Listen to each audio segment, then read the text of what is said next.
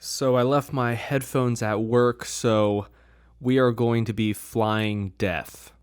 But welcome back to the second episode of the Filmmakers Blog podcast. I am in Oklahoma working on a feature, chilling in my hotel room, podcasting for you all. There's a lot we're going to talk about today.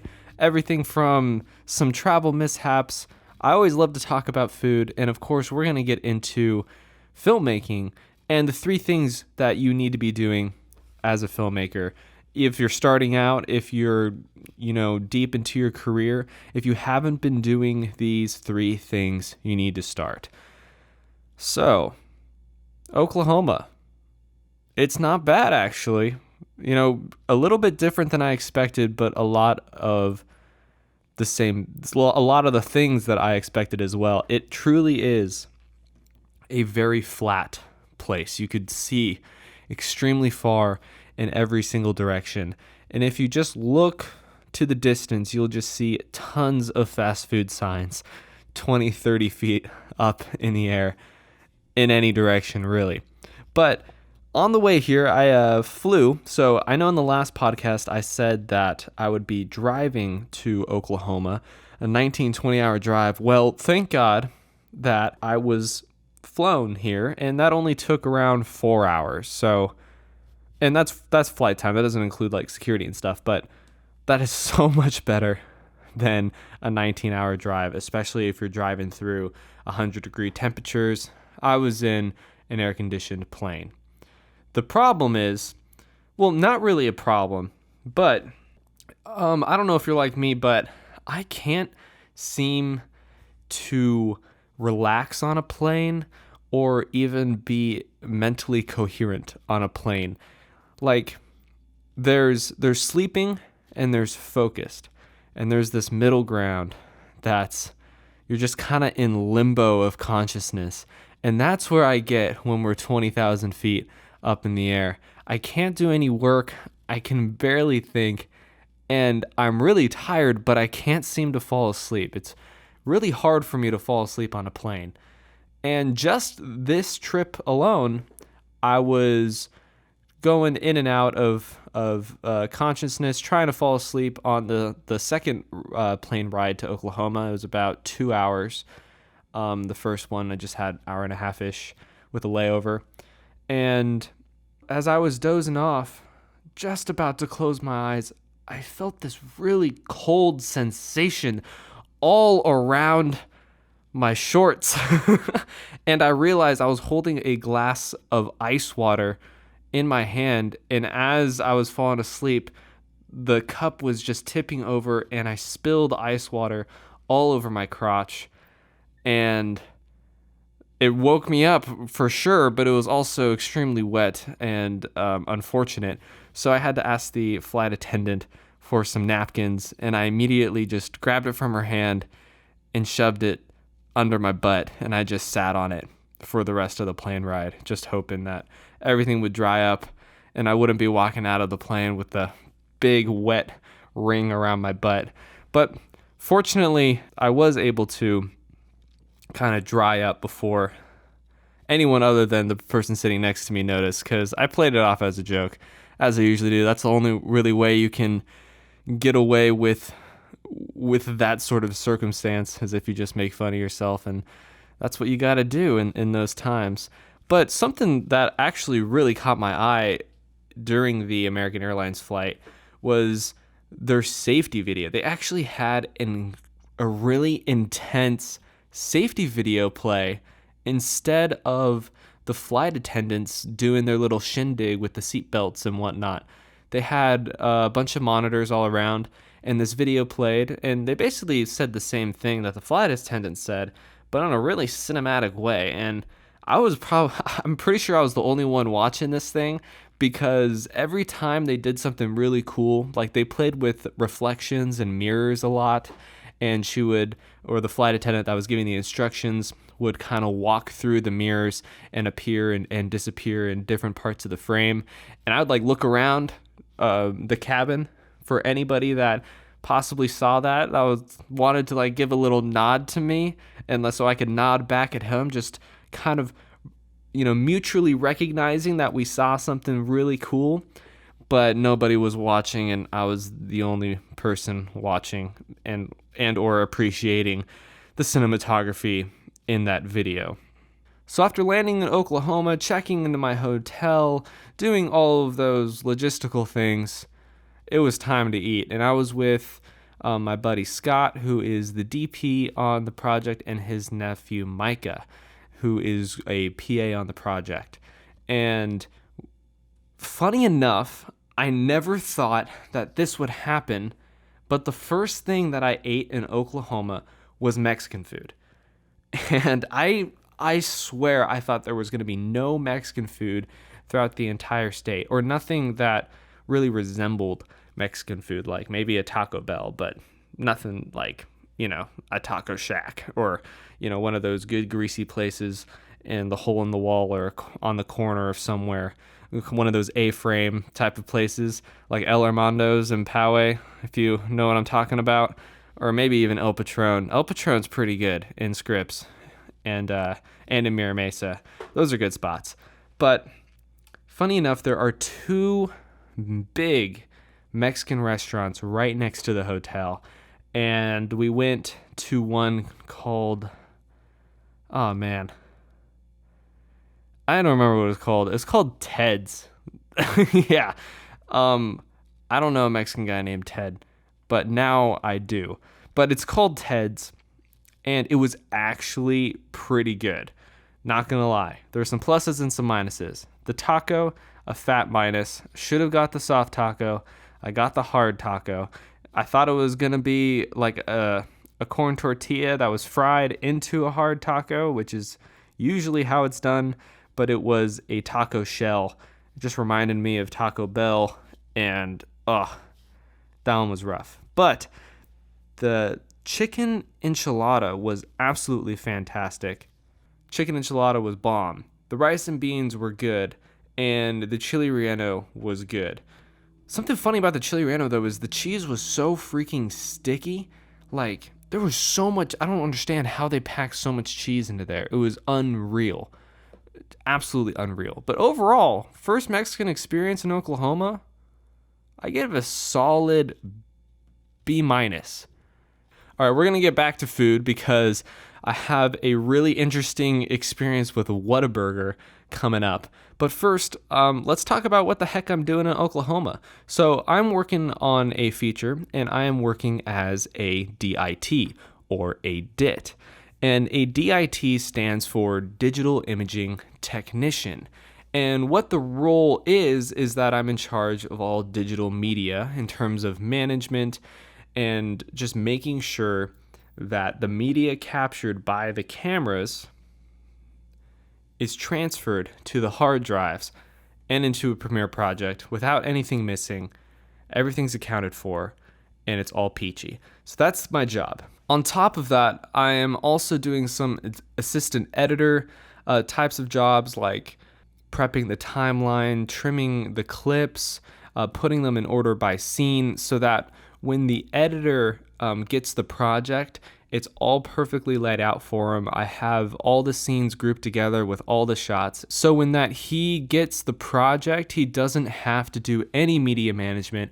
He doesn't have to organize anything. Everything has been done for him, and he can go straight into editing and being creative and put the movie together. So that's my job, and it's sitting a lot of sitting. I mean, I'm on my computer for most of the day, just making file transfers and organizing and everything I just kind of said. But while I'm downloading the footage, I'll get up and watch the production, help out in any way I can. But then I'll be back on my computer, getting it ready for the editor. So I'm going to be working in Oklahoma for the next couple of weeks, and then I'll be back in San Diego. So let's get into the meat and potatoes of this podcast. I want to talk about 3 things that every filmmaker should be doing and relate it into kind of a real world scenario so that you know that these things are legit and that they will help you with your filmmaking career. So let's go ahead and start with number 1. The best thing I did when I started to make my first film was work. Wait, what does that even mean? Well, I was working at a Chick-fil-A when I first got accepted into San Diego State, and I worked there for just under a year, saving up a ton of money. And the weird thing about San Diego State is that when you apply to the college, and even if you get in, you still need to apply to the film school. So there's kind of a two-step application process. And on the second application, you need to apply with a portfolio. And within that portfolio, there's like a script, a treatment, some other stuff I can't remember. But most importantly, there's a reel or a collection of works, or just maybe one or two full films. And what I thought was interesting was we needed to apply with films or with videos, but we weren't allowed to use any of the equipment that the school had until we were in the film department. So for a lot of people who didn't have any equipment, how are we supposed to make videos to apply to the film department? It seems like a catch-22. I don't know if that's supposed to weed out people, but it definitely didn't deter me from making anything. Luckily, my brother at the time had an FS 100, so he was able to lend me the camera so that I actually had something to shoot with. But as for any other gear, we were kind of out of luck. So what I did really early on, and what I continue to do, is to invest in myself. I decided to take a big chunk of the money that I saved up from Chick-fil-A, not only to pay tuition for college, but I used it to buy some equipment. My Chick-fil-A sauce bought me some impact can lights so I could do some lighting. Bought me a Sennheiser MKE 600. It's a shotgun microphone to get quality audio, and when you have a shotgun microphone, you need a boom pole and you need an audio recorder. And I have a DR60D. Now, the beauty about investing in yourself and owning your own equipment is that you own your own equipment and it's with you for forever. There's no rentals, baby. You don't need to give it back. And it's always good, just a thought that you may want to consider when buying things, but I always like to buy things that are quality and that will last for a long time. I'm currently recording this podcast on the DR60D, the audio recorder I bought my freshman year of college, and I've used this recorder on nearly everything I've shot since. It was on my latest big project, The Long Walk. It was on Hot Flakes. It was on Ghost. It was on everything. All right, just take my word for it. I can't really remember all the corporate stuff and all the narrative stuff. It's a beauty. Along with that, I also used my shotgun and my broom pole. All of that audio equipment was solid. Where I went wrong, though, was the lights. I probably should have got better lights, but right now I don't use those lights anymore. Those impact can lights were super hot. They drew a lot of power, and they were a pain just to deal with. You had the body of the light, and then it had a metal hood over it, and you always had to screw 3 tungsten bulbs into the hood. And whenever you'd use it, it'd get super hot. Everyone would get sweaty. The talent, the crew. This is before I actually had makeup artists on set to take care of all that stuff, so we were just shooting sweaty talent whenever we used those lights. And the worst part was tearing them down. Once you shut them off, you had to wait a good 20 minutes before even touching the bulbs, and you had to wear gloves before touching the bulbs. Otherwise, the hands on your oils would get on the bulbs, and the bulbs are more likely to break. It was just a big thing every time they're used, so that's why I don't like to use them anymore, and they're just sitting in my garage. But everything else I bought that year is solid. Getting back to the point, using that equipment to make some films to apply to college with was really beneficial for me. One, I was able to make more creative cinematic videos starting out because I just had the tools to do so. It's really tough to light if you don't have anything to light with. Yeah, you can harness the sun, but my first film, the idea was in a completely nighttime shot film. I mean, it was indoors, but it was shot at night. So there's no sun, there's no way to harness it. And I really knew at that time, if there's a couple things that I did know, it's that audio is important. And audio will ruin the film if it's not good. And so that was my intention. That was my drive or my push to buy some quality audio equipment. So having those things, I was able to make a pretty decent first short film that had good audio, good enough lighting, and a good enough idea. And boom, there's the first film.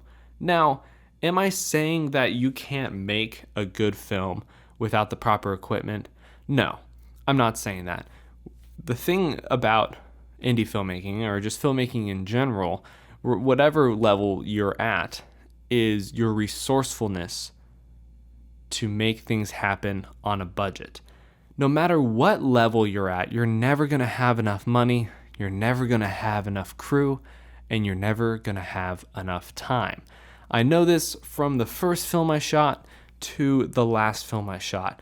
The budgets ran from 0 to 2,000. And both times we were saying, man, we need more money. How are we going to think creatively and think of ways to stretch a dollar so that we can finish this film and make it great? So with that in mind, know that equipment is not the end all be all, but what it is definitely a tool for creativity. Equipment is definitely a tool for you to be more creative and possibly execute better than you would without them.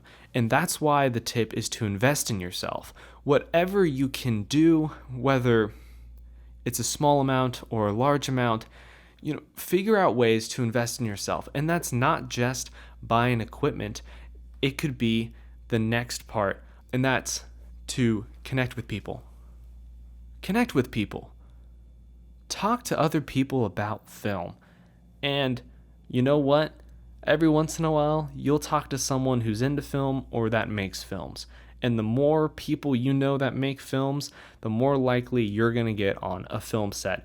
That is just mathematics. That's as simple as I could say it in a way. But it really comes down to this one thing. Filmmaking is a job when we break it down, when it comes down to it. And when you think about jobs, over the course of your life, you're going to get more jobs from other people than jobs that you've created yourself, especially when you're starting out. Now, if you're on the track to creating your own production company, then possibly you're on the track to being the job provider. But starting out, whether you're creating your own production company or not, you're going to receive most of your jobs from other people.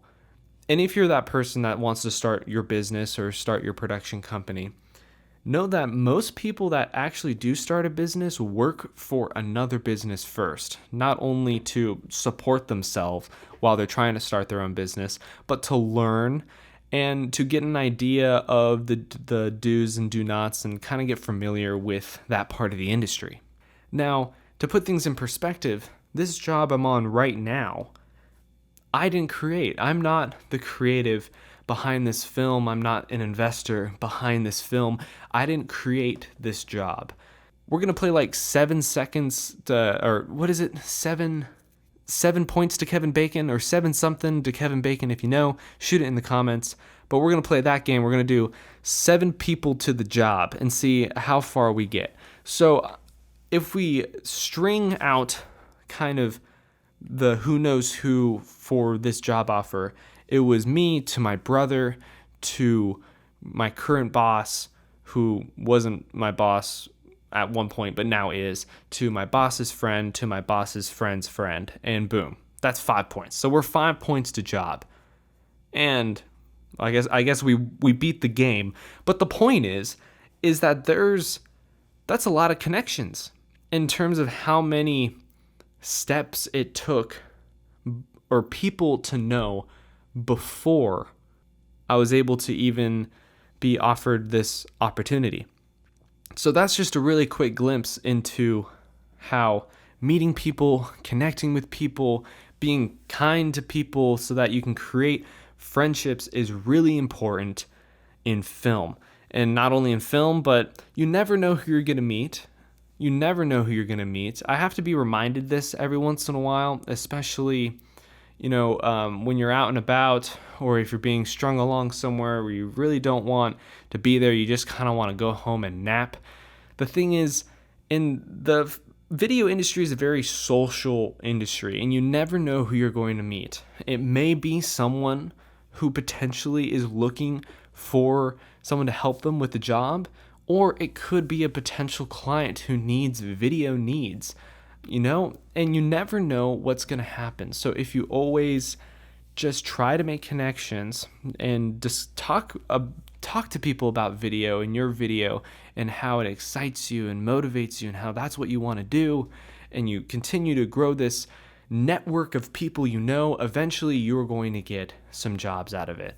Now, hopefully your own business takes off if that's what you want to do, and you can have a successful production company. But even then, a lot of the jobs you're going to get are from referrals and through other people. All right, so we're going to pause right there. And before we hit our third and final point, something happened the other day that I just have to share, and I thought it was a good time, so I'm going to share it with you guys. But I've only heard of Whataburger. I've never actually seen a Whataburger until yesterday, and the only way I even know what Whataburger is from like a YouTube channel kind of rating the top 10 best fast food burgers. And I forgot where Whataburger rated on that list, but I'm pretty sure it was pretty high.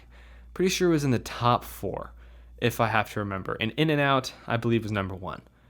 In-N-Out is the absolute bomb. Go eat some In-N-Out. Anyway, so we found this Whataburger on the side of the road. And me, Scott, and Micah, the same crew, Mexican crew. Now we're the Whataburger crew. And we go in and we're going to try out this bad boy because I was like, I've never been here before. I've never even heard it. Well, I have heard it. I've never been here before. I've never even seen one. Scott was down to try it. And I'm pretty sure Micah hasn't been there either. So it was a new experience for everybody. So we all go in, get to the register, and our cashier is super, super soft-spoken and kind of doesn't really say anything as we walk in and go up to her. She kind of just stares at us, and we stare back at her. And after a couple awkward seconds go by, she says, "Can I help you?" So Scott goes up to order, and right before he orders, he asks her, "This is our first experience at Whataburger. What do you think we should get?" And she responds, "I've never had anything on the menu." I just look around to the other two. We're thinking in my head, you work here and you've never eaten here. That's probably the worst first impression you can get at any restaurant, period. And so Scott follows us up quickly with, "Oh, are you a vegetarian?" "No." And then it got really weird. So she hasn't eaten anything here. She's not a vegetarian. Those are like 2 big warning signs at the beginning of the whole experience. I don't care if you like Whataburger. The thing is, that's a warning sign, straight up. So Scott ends up ordering the barbecue bacon burger. Micah orders. I order. I decide to get the double meat Whataburger. I thought I'd just go for a straight up Whataburger, so add another patty because I was hungry. Just wanted to taste what a Whataburger was. No fluff, no sauciness, straight up, give me your best shot. I don't know, I almost feel like if you go to Burger King for the first time, you need to just get a Whopper standard. I don't like Burger King, but it's like the same train of thought that's going on here. Anyway, Scott comes up after, and Scott's doing this whole keto diet thing. Well, he was doing this whole keto diet thing. Now he's doing like a 90% keto diet thing. And so he doesn't want the bun. So he goes up to the cashier, and he asks for a bacon spicy barbecue burger. But he asks if they can just do a lettuce wrap. And she responded with just straight eyes, just, no expression, like, what are you talking about? No one does lettuce wraps around here. And that's kind of the vibe that we got. And I was trying not to crack up because it got really awkward at that point. But Scott then immediately said again, oh, a lettuce wrap, no bun. And so she was like, oh, no bun. Yes, we can do that. And so we're all like, oh, okay, great. So she does the whole no bun thing. We sat at our table. We get large drinks, which literally look like a half gallon. We give them back. We switch to a medium, which look like a pint. It was a lot. Anyway, I decided to get a little bit of Coke mixed with some Fanta. If you've done that before, it's rad. 2/3 Coke, 1/3 Fanta, orange Fanta to be specific, and that's good. Anyway, we got our food back, and we get this plastic box looking thing, and 2 burgers wrapped in paper like usual. So Scott goes to grab one of the burgers, and I was like, Scott, that's my burger. Your burger's in this box. And he looks at the box, and it's just a meat patty with cheese with 2 slices of wrapped bacon next to it. And that's all that's in the box. It is just a lonely patty with cheese with a little bit of bacon. And he looks straight up to the, waiter at this point, who's the same person as the cashier. And he was like, this doesn't come with lettuce? And at this, he was so dead serious. And he didn't say it in a mean way. He was just so genuinely surprised that, whatever his order was, which would be super easy anywhere in San Diego, is like, lettuce wrap that thing. Oh, we know what you mean. Understand it. We got you. That he literally got no bun, nothing else, no lettuce, no tomato. It was a barbecue sauce burger. And that was actually on the side. So he actually did get his barbecue sauce, but no veggies, no bun. And that moment right there was just gold. It was absolute gold. Right after that, she was like, I can go get you some lettuce if you want. Yeah, I'll take some lettuce, please. And so she goes back into the kitchen. And, we start eating, and even Scott starts to go to town a little bit, but he kind of waits for the lettuce. And she comes back, and she's like, is chopped lettuce okay? And I don't know why we thought that was so funny, but whenever we mention lettuce now, we always have to make a chopped lettuce joke. It was just like, it was one of those like experience things, like you had to be there, like the whole situation was funny, so therefore, like anything you said afterward could totally catch on as an inside joke. But she was like, yeah, chopped lettuce is fine. So she grabs him some chopped lettuce. He just pours it right on his burger. So we kind of had a burger salad in a way with maybe around, 8 or 9 pieces of chopped lettuce. So after Scott gets his chopped lettuce, I realize that I don't have any cheese in my burger. I have a hamburger when I ordered a cheeseburger. Not the biggest deal, but I really missed my cheese. Anyway, as I was eating it, turns out Whataburger is just okay. It kind of tastes like if Burger King was good. That's kind of what it tastes like. It kind of has a McDonald's feel to it. I will say the fries are almost like McDonald's.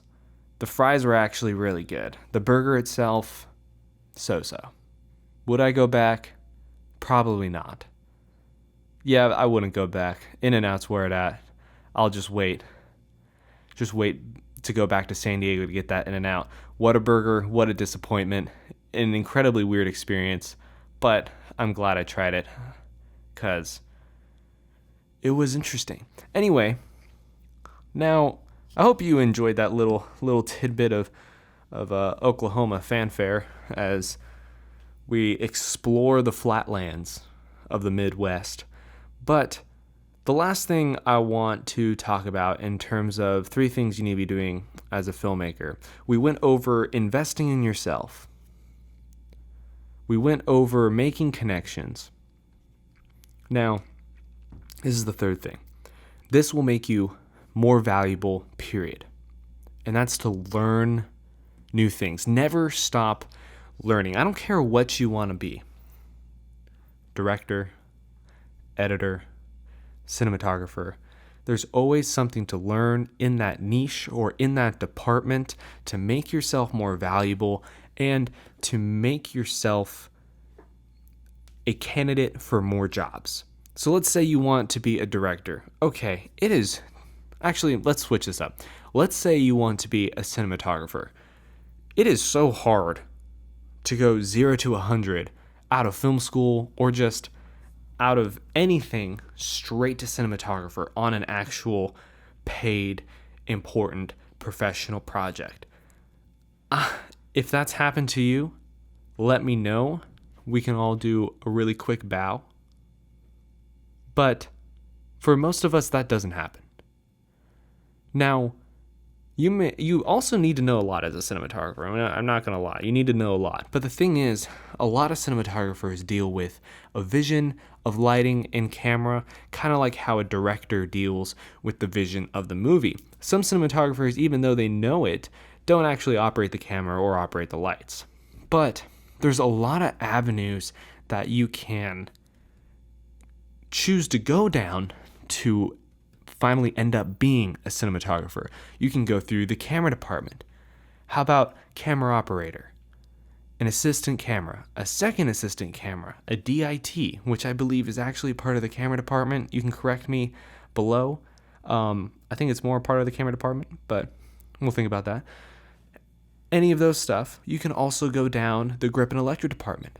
There's a lot of things you can learn and pick up to get yourself into jobs and situations where you can eventually rise up, perform better, and get the job that you actually want. But the only way you can get that job is if you know how to do it, and the only way you can know how to do it is if you learn how to do it. And that's why the 3rd thing you should be doing as a filmmaker to get yourself better and to be more valuable is to never stop learning and embrace new things. For this job, I kind of knew what a DIT did. I have done digital media unloading on my past shoots, but I've never done it in such a logistical form and as my only job, as well as some on-set post-production assistant editor stuff.